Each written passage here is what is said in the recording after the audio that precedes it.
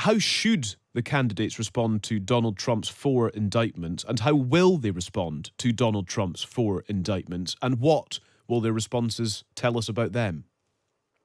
Well, back in what you might consider a normal time for a candidate for president to be indicted four times would be enough for any serious person to withdraw from the race to look out after his own legal interest and prepare for these cases.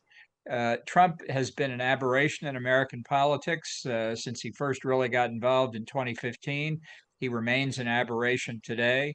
It's difficult to understand why anybody would put any faith in him, frankly, but they do. And the task in the Republican Party, in particular, is to try and wean those voters away from Trump to deny him the nomination. My personal view is that the way to beat Trump is to attack Donald Trump as unfit for office. And I think some of the candidates on the debate stage tonight will basically try to do that. I'm afraid the others, though, are going to commit the mistake that was made in the 2016 Republican primary and attack each other in the hopes of being the last one standing against Trump. And that was a context that Trump used in 2016, ultimately to win the nomination. And if we're not careful, we'll follow the same scenario again to our detriment this time. Mm. One of the aspects of this debate, and indeed the Republican support for Donald Trump, he is the front runner, let's not forget, is that many Republicans are on Team Trump when it comes to suggesting that the charges against him are politically motivated. Donald Trump has been largely successful in turning himself, and indeed the Republicans at large, into the victims here, portraying that and getting people to sign up to that narrative. Well, I think he has been to a certain extent. It's Mm. usually Republicans, to take Ronald Reagan as the model, who are the optimistic, forward-looking party, as opposed to the party of victimization, explaining how they've been mistreated and how they need help, and so on and so forth. So Trump's approach here is really very characteristic of liberal Democrats in our recent politics, and the fact it's been successful among a Republican electorate, I think, demonstrates the extent of both alienation and partisanship in American politics. We're seeing it on the Republican side. I think you'd see it on the Democratic side as well.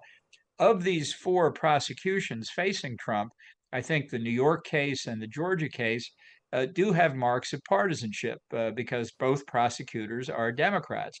And two things can be true at the same time. Somebody can be guilty of a crime and yet also be prosecuted for political reasons. It's sort of a two for one proposition.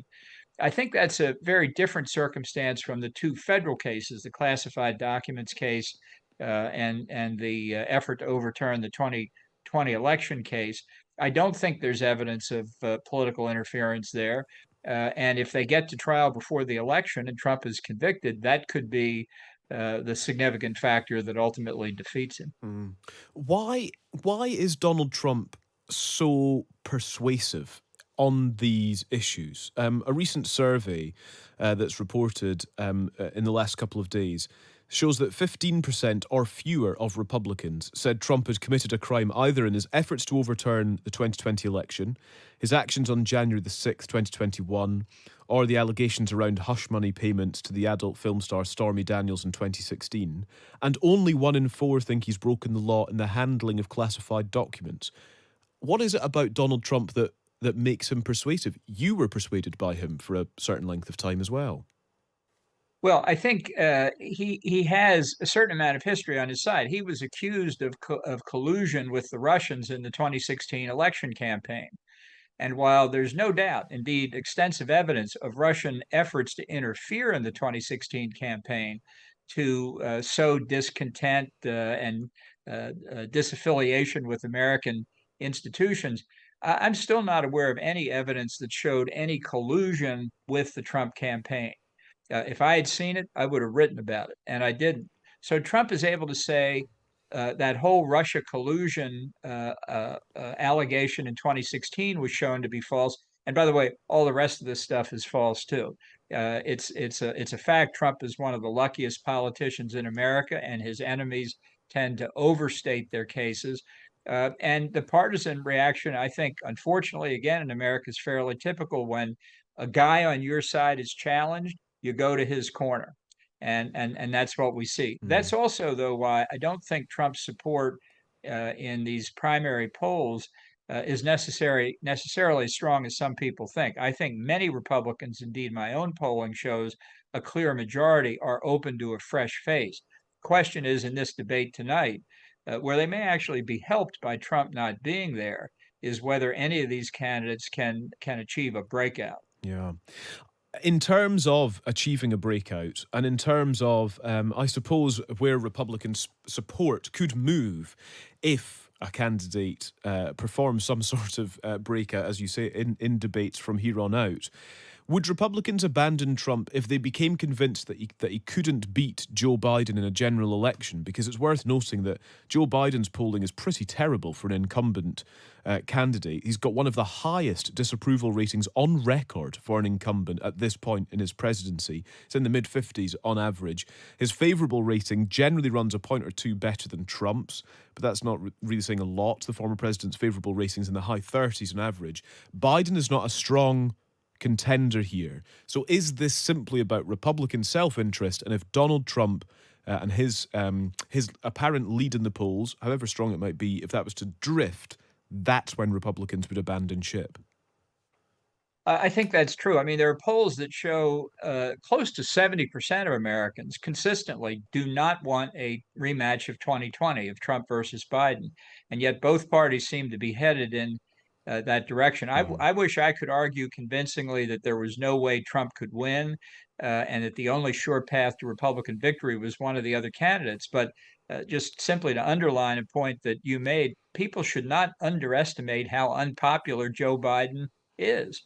He could lose to Donald Trump. That worries me greatly. I mean, if the Democrats were to nominate somebody else, the whole aura of a grudge match over refighting 2020 would disappear. Mm. And I may be a minority of one on this at this point. And obviously, I'm not privy to Democratic Party secrets, but I still believe ultimately Biden will pull out of this race. I just think the age factor, people don't like to speak about it openly, but it's apparent, and I think it colors a lot of people's thinking. Yeah. Just one final question as well for you, Ambassador Bolton. It's always great to speak to you. I note that a condition of taking part in the Republican National Committee debates, as is taking place tonight, is that each candidate signs a pledge certifying that they will support the eventual nominee. Donald Trump won't be there this evening, so presumably he's not signed that pledge as yet. Perhaps I'm reading too much into that, but I do wonder if it leaves a bit of a doorway open for Trump to question the integrity of another candidate should they be selected over him. Well, he certainly will question any outcome where he appears to lose, because after all, he's Donald Trump. He's a winner. He never loses. And if he does lose, it's because somebody stole the election. That's what 2020 is really all about. I do think that the requirement, this kind of loyalty pledge to support the ultimate nominee of the party, is unfortunate.